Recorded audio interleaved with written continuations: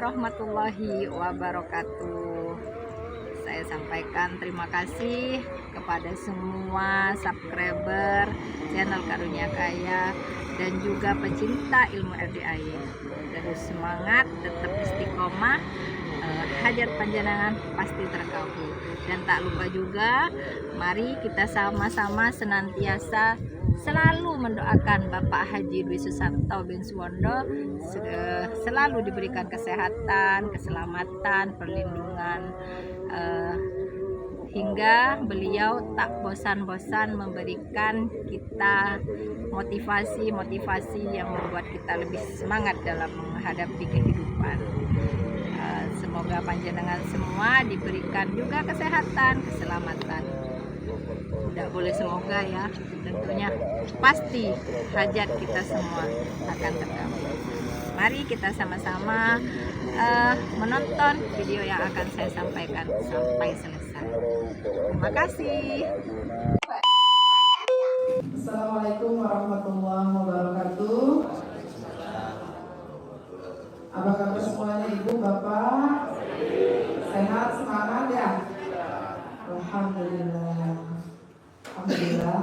Kita doakan dulu guru besar kita beserta keluarganya, Bapak Haji Dwi Susanto bin Suwondo, beserta ibunda tercintanya Eyang Sulastri, beserta istri tercintanya, putra putri tercintanya, serta mantu dan cucunya. Allah anugerahkan usia yang panjang, kesehatan yang panjang, pernikahan yang panjang, rezeki yang panjang, luas dan barokah.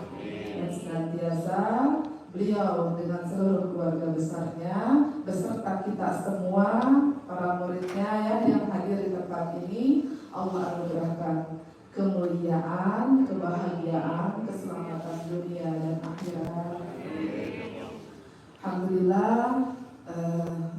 Mungkin ibu bapak ada yang baru melihat saya di sini atau mungkin memang sudah beberapa kali ketemu. Jadi saya perkenalkan diri dulu dari awal. Saya biasa dipanggil Ibu Roni karena suami saya namanya Pak Roni, gitu. Kemudian nama saya sendiri Siti Nurbaiti, karena kemarin ada yang salah nama ya. Jadi saya namanya Siti Nurbaiti ya Bu ya, bukan Ibu Haji Mariam ya. Ketuker sama istrinya Bapak Haji Marco, tapi nggak apa-apa. Gitu. Kalau ketuker dengan beliau saya bahagia karena lebih muda dan lebih cantik. Gitu. Alhamdulillah, jadi saya belajar bersama guru saya Bapak Haji Dwi Susanto dari tahun 2014 akhir. Gitu. Kemudian perjalanannya saat itu memang saya Allah anugerahkan hutang yang luar biasa, usaha yang hampir bangkrut, dan niat kami bertemu dengan Pak Haji itu ingin diajarin gimana caranya jual aset supaya cepat, gitu. Karena yang dipilih tinggal aset, tinggal gudangnya. Dagang masih berjalan tapi barangnya sudah kosong. Yang saya pajak pun, yang saya display kelompok saya itu adalah kardus-kardus kosong yang saya lamban lagi, saya rapikan lagi, lalu saya susun lagi di rak-rak toko saya karena memang saya sudah tidak punya modal. Mau pinjam lagi udah nggak bisa ke bank, gitu kan. Ke saudara udah penuh hutangnya, ke tetangga alhamdulillah ke distributor tiap hari ditagih, ditunjuk-tunjuk, dimaki-maki, gitu karena tidak bisa bayar. Jadi saat ini saya sangat bersyukur kepada Allah karena dulu saya pernah ada di posisi itu. Mungkin bila tidak ada kejadian itu sampai saat ini saya akan biasa aja gitu. Saya tidak akan tahu caranya sedekah ekstrim, saya tidak akan tahu caranya ibadah ekstrim, saya juga tidak tahu caranya yakin yang harus ekstrim kepada Allah Ta'ala. gitu. Jadi yang semua saya jalankan hal-hal yang biasa aja gitu. Jadi yang saya dapat pun ya biasa aja sesuai dengan yang saya lakukan gitu. Jadi kalau di Pak Haji ini diajarkan kalau kita mau yang luar biasa, jadi harus melakukan hal yang luar biasa. Melakukan yang tidak biasa maka hasilnya luar biasa gitu. Makanya di beliau ini luar biasa ekstremnya gitu.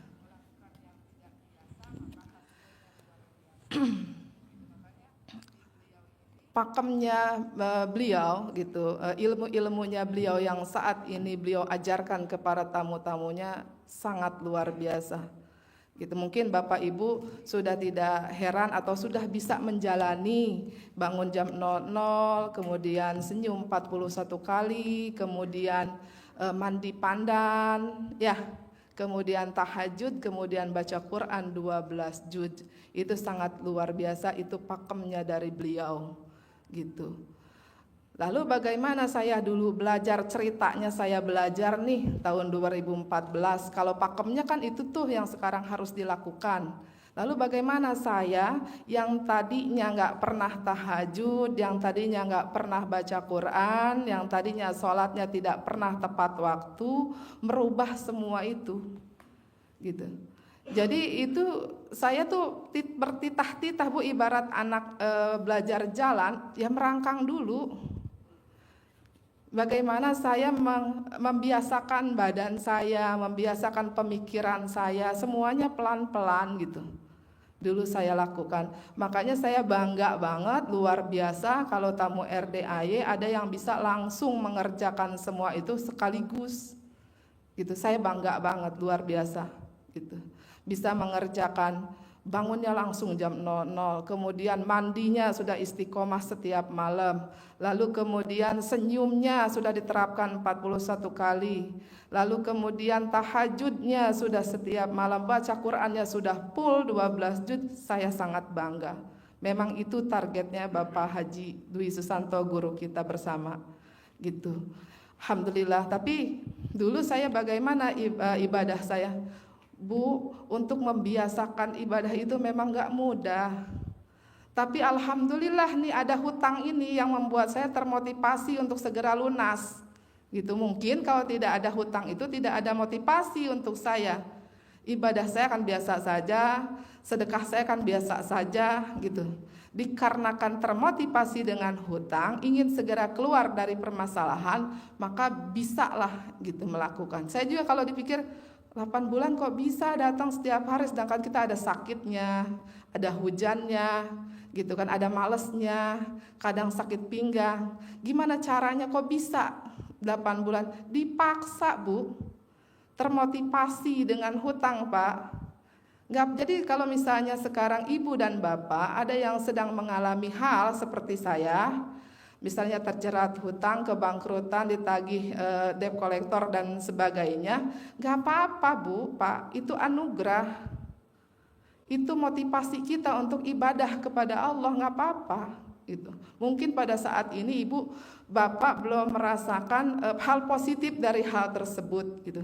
Tapi nanti setelah hajat-hajat ibu terkabul, hajat bapak-bapak terkabul, itu akan alhamdulillah banget dulu pernah hadir hutang ini pada diri saya, hadir penagih-penagih itu sampai yang nunjuk-nunjuk muka saya gitu. Kalau misalnya saya ingat orangnya ketemu, saya akan bilang terima kasih ya Pak, dulu saya pernah ditunjuk-tunjuk. Padahal waktu ditunjuk-tunjuk itu sakit hati, sakit, nangis kan proses gitu. Jadi dari yang ditagih dimaki-maki nangis sampai ditagih dimaki-maki bersyukur sambil tersenyum. Proses, dibimbing oleh siapa? Guru kita. Walaupun terkadang bimbingannya beliau membuat saya nggak mudeng, tapi saya ikut aja dulu gitu. Memang pada saat beliau bicara saya tidak mengerti, saya sekedar tahu tapi saya jalankan. Ketika sudah saya jalankan baru saya paham gitu. Karena kan kalau pembelajaran kita pengetahuan dulu ya, pengetahuan berarti kita tahu dulu nih caranya. Harus begini, harus begini, harus begini. Pahamnya kapan? Pahamnya setelah dijalankan. Gitu. Jadi jangan khawatir yang belum misalnya belum ngerti ini gimana caranya nih menjalankannya, nggak apa-apa. Yang kita tahu aja dulu, jalanin dulu. Gitu. Jadi jangan khawatir tidak bisa melakukan pakem-pakemnya yang beliau lakukan, karena dengan berlatih setiap hari pasti semuanya bisa. Gitu. Apalagi sekarang beliau menyarankan untuk sholat tobat, ya, kemudian banyak amalan-amalan lain yang alhamdulillah 1000 kurang 1 kali 27 itu luar biasa banget, gitu. Karena saya itu mungkin ibu dan bapak tidak mengalami seperti saya, mungkin saya mengalaminya nih. Gitu. Saya itu kalau mau bersyukur kepada Allah, mau ngucap alhamdulillah harus ada kesenangan dulu. Misalnya gitu, omset saya naik baru saya alhamdulillah. Kalau omset saya turun saya nggak mau alhamdulillah. Karena pengertian saya ketika orang bersyukur maka akan ditambah. Gitu. Pengertian saya waktu saya belum belajar di RDAY. Gitu. Makanya ketika kesandung saya bilang innalillah. Nah Pak Haji ngelarang tuh, Bu, lu tuh dikasih anugerah jangan dikembaliin dulu ke Allah, diterima dulu. Berarti kalau diterima harus bersyukur. Apa kalimatnya? Alhamdulillah. Jadi membiasakan kata alhamdulillah, wirid yang Pak Haji ajarkan alhamdulillah 1000 kurang 1 dikali 27, itu untuk membiasakan kita, untuk kita berlatih supaya bisa mensyukuri semua nikmatnya Allah. Gitu. Nah kembali lagi tadi kepada yang sekarang punya hutang, yang sekarang punya usahanya hampir bangkrut, atau mungkin dipecat dari perusahaan, atau mungkin disingkirkan oleh rekan bisnis dan rekan kerja, nggak apa-apa, gitu. Jadi semua itu adalah proses kita, gitu. Itu tuh bukan Allah sedang murka kepada kita, tapi Allah sedang mencintai kita. Kenapa? Kok saya bisa bilang mencintai? Kenapa didatangkannya musibah dianggap cinta? Karena dengan musibah itulah kita mendekat kepada Allah. Berarti Allahnya mau dekat sama kita. Tapi kita ini kan kalau misalnya nggak disentil nggak deket, ya kan? Gitu. Susah banget untuk mendekati Allah padahal hal yang mudah, gitu. Jadi ketika ada anugerah yang begitu dahsyat baru tuh, gitu. Jadi seakan-akan saya ini merasa ketika anugerah itu datang kepada saya, ketika hutang itu sangat membuat diri saya bisa dibilang stres lah, gitu. Itu sekarang nih kebayangnya, oh dulu saya sedang dipanggil-panggil sama Allah, gitu. Makanya bahasa Quran ada yang artinya wahai hambaku yang melewati batas, ayo mendekat kepadaku. Jadi ternyata panggilan itu bukan dengan keberlimpahan aja. Panggilan mendekat kepada Allah itu bisa hutang, gitu. Bisa apapun. Jadi bagaimana kita cara memandangnya dengan baik, gitu. Alhamdulillah saya berproses, banyak sekali hajat-hajat, bukan banyak ya, 100% hajat saya terkabul di sini, gitu. Jadi dari hal-hal yang hutang bisa lunas nggak Bu? Lunas. Yang tadinya bingung bagaimana cara melunasinya, ternyata semuanya Allah yang lunasin, gitu. Terus mau beli tanah, mau beli aset, Allah yang bayarin. Saya bagaimana usaha saya berjalan seperti biasa, gitu. Jadi setelah meningkatkan ibadahnya, meningkatkan sedekahnya, meningkatkan yakinnya kepada Allah, itu luar biasa. Penghasilan kita juga meningkat, gitu. Karena sesungguhnya yang mendatangkan rezeki itu bukan usaha kita, tapi Allah. Usaha kita hanyalah wasilah, gitu. Dulu kan saya enggak, saya mengandalkan diri saya, gitu. Saya mengandalkan usaha saya. Ketika usaha saya maju pesat, oh saya nepuk dada dong nih, saya dong rajin. Oh saya dong nih pemikir, cerdas, gitu kan. Makanya usaha saya maju, saya dong capek siang malam jadi duit saya banyak. Jadi sayanya yang selalu tampil. Gitu. Lalu saya juga orang yang sangat irit. Jadi irit apa pelit ya? Kayaknya sama deh gitu ya. Irit dan pelit gitu. Jadi saking pelitnya saya, jangan pun untuk sedekah ibu bapak, untuk mulut diri saya sendiri aja saya pelit. Kok bisa? Bisa, kalau mau jajan bakso aja ngitung. Papa, aku mau beli bakso, kamu udah jual berapa dus Indomie, udah ada pemasukan berapa uangnya? Omsetnya segini, itu belum tuh, baru untungnya nggak nyampe 10.000, nanti tunggu dulu untung 10.000 baru jajan. Pelit nggak Bu? Luar biasa. Jangan pun untuk orang lain, untuk diri sendiri aja pelit coba.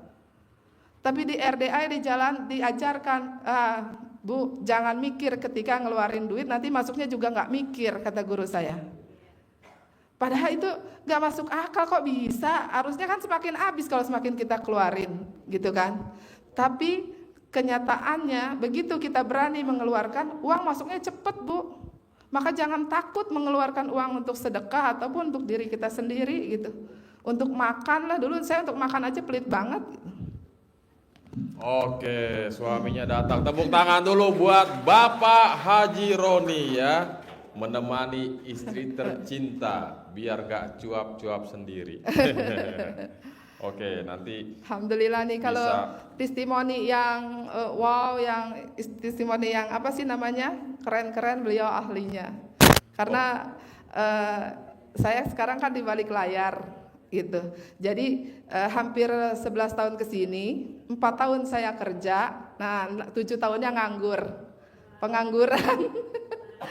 Jadi yang 7 tahunnya saya pengacara, pengangguran banyak acara gitu. Jadi yang menjalankan bisnisnya beliau, putra-putri saya dan karyawan dan karyawati saya gitu. Sedangkan saya hanya duduk manis Bu. Alhamdulillah doa guru saya sudah terkabul. Lu duduk aja nanti duitnya nyamperin sendiri, masuk ke rekening sendiri. Alhamdulillah semua itu sudah terbukti. tepuk tangan dulu buat Ibu Haji Roni. Jadi Bapak Ibu, pengangguran dalam artian menjadi istri yang sesungguhnya tugasnya melayani juga memuliakan suami dan anak-anak tercinta ya. Jadi di RDAY ini kan ada yang namanya ilmu cinta kasih, terima kasih, kasih sayang.